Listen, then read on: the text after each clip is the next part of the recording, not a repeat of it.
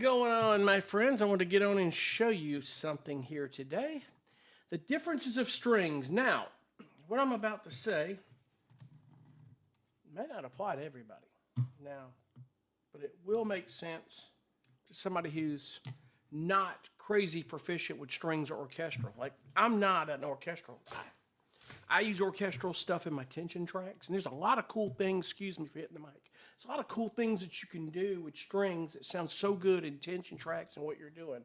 But there's a difference, man, that you can hear that you can't get out of a VST unless you're just a highly skilled orchestral guy and you've got fader knobs and you know how to work that modulation and that vibrato with these strings. Spitfire has a really good expression knob that really works well with their strings. It's absolutely incredible. And if you really know how to work that expression knob, you can come pretty close.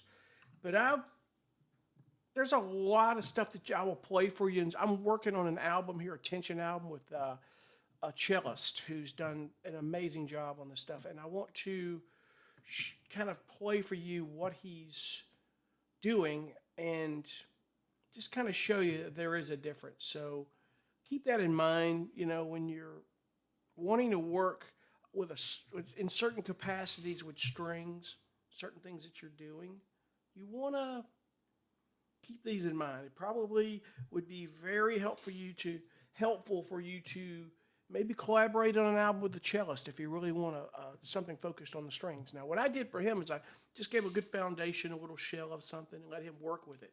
And he kind of ran with it and kind of went past it a little bit, where I had on some of the stuff I had to kind of change the progression to him, and that's fine because the focus here is on the cello and the strings, and he did an amazing job. So here's a little bit of it.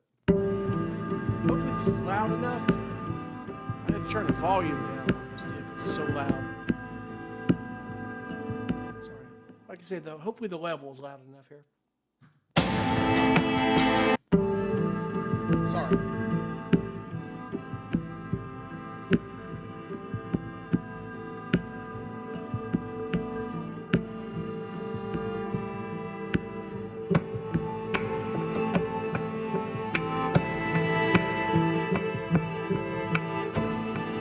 Now, you hear the cellos in it. It really starts off well.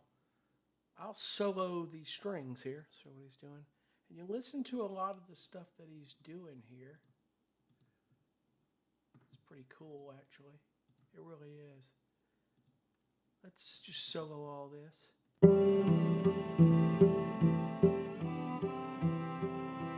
Some of the stuff you can do, some not.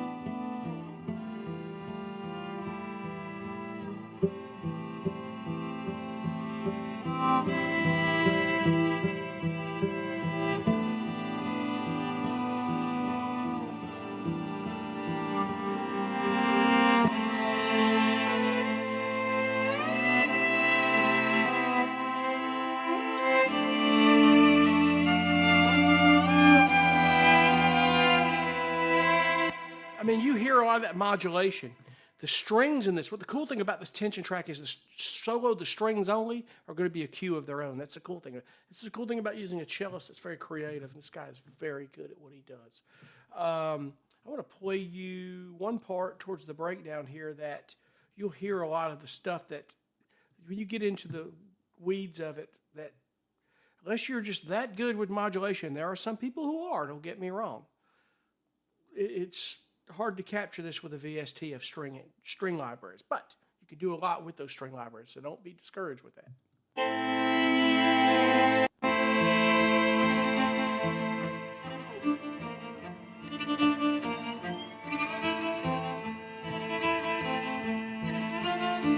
Here's some nuances.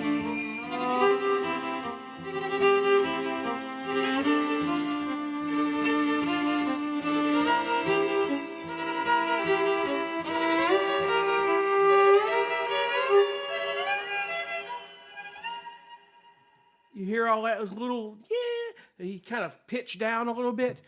You've got to be good to nail that with a VST. And I say it's not impossible. Some people can do it, but just keep that in mind.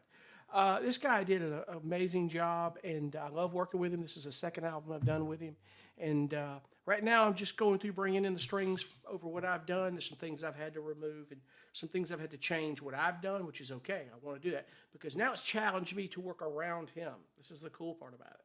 And I'm thinking maybe the next album we do, if it's open format, may have him do the strings and let me just write from scratch around it. But it might be hard for him if he doesn't have a progression and some rhythm and some timing to do it. So anyway, there was no crazy timings. It was all in a 4/4 bass stuff. It was open 4 on the floor in some regard. So, but just wanted to point that out that, you know, some things over the years I've learned that, you know, that you may need to bring in some guitar players, or if you're not one, or string players, and it'll help, especially in music licensing. So when I present this album to the library that we're doing it for, he may go, let's change this, let's remove this. So things are still potentially on the chopping block, but not fully. So we'll see. It's going to be interesting. It'll be a good album. So I just wanted to cover that and hope it helps you guys. A lot of you, some of you watching, know a hell of a lot better than I do about working with strings, and you really do. It's a different experience when you're mixing too. You have to understand some things in some regard. So anyway, I'm out. I hope that you're well. We'll see you guys on the next video. Thank you so much for watching. Be cool.